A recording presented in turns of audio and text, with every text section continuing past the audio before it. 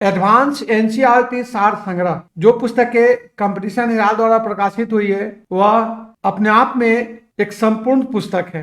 यह पुस्तक की पंचम संशोधित संस्करण है। इसका मतलब कि जितने सारे जो कमियां थी उसको निकालते हुए ये पुस्तकें प्रकाशित की गई है। मेरे प्यारे साथियों, इस पुस्तक को प्रकाशित करने के जो मेरा टारगेट था कि जब भी कोई आप कंपटीशन एग्जाम देते हैं तो उसमें जो क्वेश्चन पूछे जाते हैं वो मोस्टली एनसीईआरटी से पूछे जाते हैं। बस आपके नजरिया अलग होता है। आप ये सोचोगे कि एनसीईआरटी को हम रट लेंगे उससे पास कर, वो नहीं, उसके कंटेंट्स को समझना पड़ेगा। दूसरी बात है, जनरली जो एनसीईआरटी में जो कंटेंट्स होते हैं उसमें एक्टिविटी के द्वारा समझाया जाता है। अपना टारगेट होता है कि उससे एक्टिविटी को नहीं देख के प्रतियोगी परीक्षाओं के लिए क्या आपके लिए इंपॉर्टेंट है उसको देने का हम लोग टारगेट रखते हैं। और कि अभी जो प्रतियोगी परीक्षाओं के जो मतलब कि जो पैटर्न है वो थोड़ा सा चेंज हो चुका है। हाँ, ये बात सही है कि क्लास 6 से 10 तक ही कंटेंट्स को लेते हैं, लेकिन उसके लेवल को थोड़ा बढ़ा के 11 12 का ही ले लेते हैं।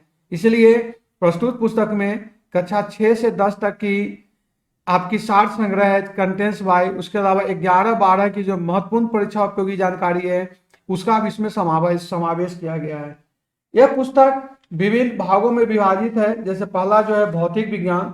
भौतिक विज्ञान के अंतर्गत एक भौतिक विज्ञान का परिचय, मात्रक मापन, विमाएं, सदिश सदिश, सरल मशीन। अब देखिए सरल मशीन क्लास 8 में पढ़ाई होती है, सदिश सदिश क्लास 11th में है। तो क्वेश्चन जो दिया जाता है उसको सबको मिस करके, हालांकि आपको अगर 11th 12th बोल देता हूं तो आपको डरने की जरूरत नहीं है कि हाँ 11th 12th की आप पूरा मैं दे रहा हूं, लेकिन 11th 12th की जो इंपॉर्टेंट चीज है आज जो अभी जो परिवेश में जो एग्जाम हो रहे हैं उसमें थोड़ा सा, जैसे अब मास्टर जो हो रहा है कि किसी एक पटवारी एमपी में एग्जाम उसमें हाइब्रिडाइजेशन के क्वेश्चन आ गए, हाइब्रिडाइजेशन 11th क्लास में।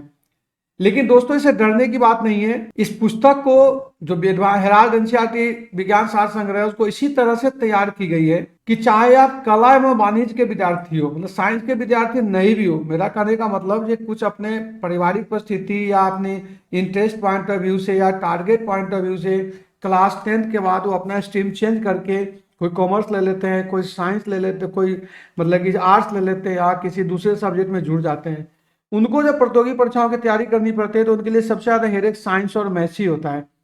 तो यह पुस्तक जो तैयार की गई है वह इनको पूरे ध्यान में रखते हुए, इसलिए मैं इस चीज को ले आपको दावा करता हूं कि पुस्तक इस ढंग से सरल भाषा में लिखी गई है कि चाहे आप किसी भी संकाय के विद्यार्थी हो, जब इस पुस्तक को आप अगर पढ़ेंगे तो आपको किसी टीचर की जरूरत नहीं होगी।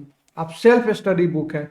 फिर भी अगर आपको लगे कि हमको जरूरत है तो यहाँ से ही आपको पूरा सुविधा दी जाएगी। मेरे यहाँ से हेराल्ड ऑनलाइन क्लासेस भी चलती है, ऐप भी है, जहां से आप चाहे वहां से आप इसकी सुविधा ले सकते हैं। खासियत इस बुक की है कि अगर आप ऑनलाइन भी खरीदना चाहते हैं तो आपको ई बुक भी उपलब्ध है, ठीक है ना। तो ई बुक को भी आप इसमें से ले सकते हैं, ठीक है, जहां से आप इसको कम कीमत पे खरीद के और अच्छे से इसको तैयारी कर सकते हैं अगर आप नहीं ले, मतलब कि ऑफलाइन नहीं ले पा रहे तो। लेकिन फिर भी मैं सलाह दूंगा कि अभी आपको ऑफलाइन ले लेंगे तो आपके लिए और अच्छा रहेगा।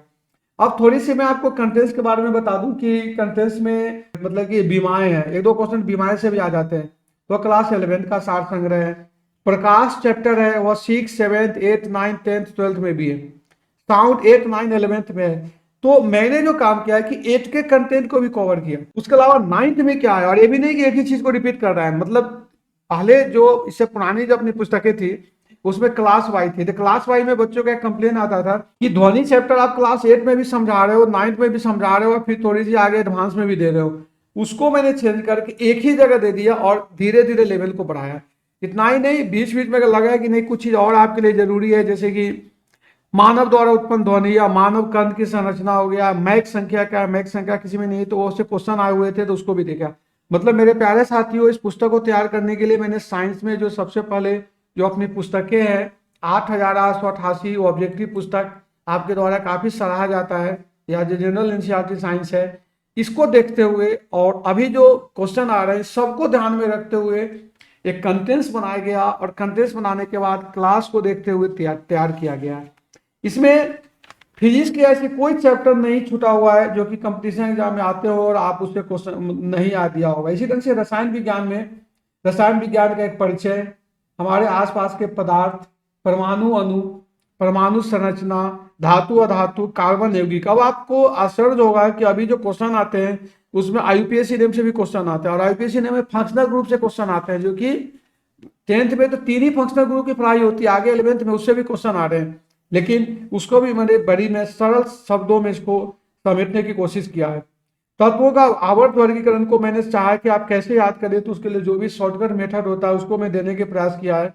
इंडस्ट्रियल केमिस्ट्री में जैसे रंजक, मतलब डाइज, पेंट, मोम, कागज, फर्टिलाइजर, सीमेंट, हर चीज को, जो कि जेल, कभी तो बहुत अच्छा है कि स्याही के केस की तैयारी होती है, जेल पेन और स्याही पेन में क्या अंतर है, इतने इंटरेस्टिंग चीज देख दिया है। जीव विज्ञान में एक परिचय, सजीव निर्जीव, जीवों में विविधता है, बहुत इंपॉर्टेंट है, इससे आजकल खूब क्वेश्चन आते हैं, हालांकि यह क्लास 9th एवं 11th का सार संग्रह है। उसी ढंग से tissue, plant morphology, digestive system, excretory system, सबसे इस क्वेश्चन में दिया गया है। माइक्रो ऑर्गेनिज्म, सबसे की बायोटेक्नोलॉजी, आज के डेट पर लेटेस्ट टेक्नोलॉजी है, उससे भी दिया गया है। इतना ही नहीं, जो अभी जो प्रतियोगी परीक्षाओं का जो ट्रेंड है वो थोड़ा सा चेंज है। मेरा कहने का मतलब कि पहले केवल प्योर साइंस आते थे, प्योर साइंस का मतलब जैसे कि ये बीमारी से क्वेश्चन आ जाते थे, यूनिट यूनिट से क्वेश्चन आ जाते थे, आविष्कार से आ जाता था, वैज्ञानिक के नाम आ जाते थे। अब क्वेश्चन को है कि थोड़ा सा ट्विस्ट कर रहा है, ट्विस्ट करने मतलब पर्यावरण पर ज्यादा फोकस दिया जाता है, तो इसमें मैंने पर्यावरण का भी क्वेश्चन का पूरा समावेश किया है। जल के बारे में, वायु के बारे में, मृदा के बारे में, पॉल्यूशन के बारे में, ठीक है ना। इसके अलावा जो अभी आज का जो लेटेस्ट टेक्नोलॉजी है, साइंस से टेक्नोलॉजी, उसमें मैंने पूरा फोकस किया है, जिसमें कंटेंट से communication system, defence technology, nano technology आज के डेट में बहुत ही इंपॉर्टेंट है, उस पर भी मैंने फोकस किया, स्पेस टेक्नोलॉजी। इतना ही नहीं, विविध चैप्टर में मैंने कोयल एंड पेट्रोलियम, खूब क्वेश्चन आते हैं, दहन एवं ज्वाला, इससे क्वेश्चन का अच्छा खासा कलेक्शन आता है। अभी भी कुछ दिन पहले मैंने देखा है एमपी पटवारी में से क्वेश्चन आए हुए हैं, तो इसको ध्यान में रख के इस पुस्तक को तैयार की गई है। इस पुस्तक को इंटरेस्टिंग बनाने के लिए अलग अलग ढंग से इसको समझाया गया है, जैसे कि कहीं कहीं वैज्ञानिक कारणों के द्वारा, कि कई प्रमुख घटनाएं एवं क्रियाकलापों को वैज्ञानिक कारण भी इसमें दिया गया है। जैसे घोड़ा गाड़ी को कैसे खींचा जाता है, ठीक है, यह आपको भी दिया जा रहा है। उसके अलावा अगर आप इंटरेस्टिंग क्वेश्चन और देखेंगे तो इंटरेस्टिंग क्वेश्चन है कि गिलास पर रखे पत्ते को अचानक हटा लेने पर उस पर रखा सिक्का गिलास से क्यों गिर जाता है, गिलास पर क्यों गिर जाता है, इसके बारे में बहुत इंटरेस्टिंग क्वेश्चन है। ये सब फिजिक्स का है। इसी तरह से अगर केमिस्ट्री में, तो एक एक उदाहरण देता हूं, जब आप पुस्तक पढ़ेंगे तो बहुत ही रोचक जानकारी भरा हुआ है, बहुत मजा आएगा अगर आप ऐसे भी सीखना चाहोगे। और एक तो कि कंपटीशन एग्जाम को फोकस किया गया, मोल कंसेप्ट से मैंने खूब अच्छे से, क्योंकि मोल कंसेप्ट से न्यूमेरिकल क्वेश्चन आते हैं, तो न्यूमेरिकल क्वेश्चन को भी शॉर्टकट मेथड देने का प्रयास किया है, जो कि आपके लिए बहुत अच्छा रहेगा। नेक्स्ट उसी ढंग से जो क्वेश्चन का तरीका है कि अगर क्वेश्चन देखा जाए कि हमारी सांस सर्दियों में दिखाई देती है, गर्मी में क्यों नहीं दिखाई देती है, ठीक है ना। खौलते पानी के अपेक्षा भाप का जल अधिक कष्टदायक क्यों होता है, पंखा चलने पर ठंडक क्यों अनुभव होती है। इसी ढंग से जैव प्रौद्योगिकी के बारे में भी खूब अच्छा, मतलब मैं समझता हूं कि उसके अलावा न्यूमेरिकल क्वेश्चन का आपके इसके अंदर समावेश है।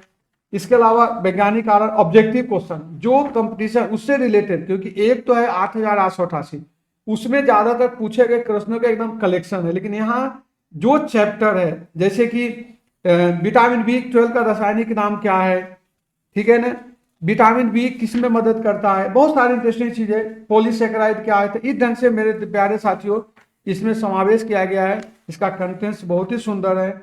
आपसे निवेदन है कि अगर आप प्रतियोगी परीक्षाओं की तैयारी करते हैं, या आपको साइंस से एक टाइप ऑफ फोबिया है, या लगता है कि नहीं साइंस में मैं अच्छा नहीं कर पाऊंगा, इसके लिए पुस्तक राम बाण की तरह काम करेगा। मैं नहीं समझता हूं कि अगर इसके पढ़ने के बाद आपको विज्ञान नामक विषय से या से आपको किसी तरह के डर रहेगा। पुस्तक को अलग अलग सोर्स से आप मंगवा सकते हैं, जैसे मेरा पेटीएम, मैं आपको उसका नंबर भी प्रोवाइड करा दूंगा कि पेटीएम के मंगवा सकते हो, गूगल पे से मंगवा सकते हो, ऑनलाइन, उसके अलावा आप वेबसाइट से खरीद सकते हो।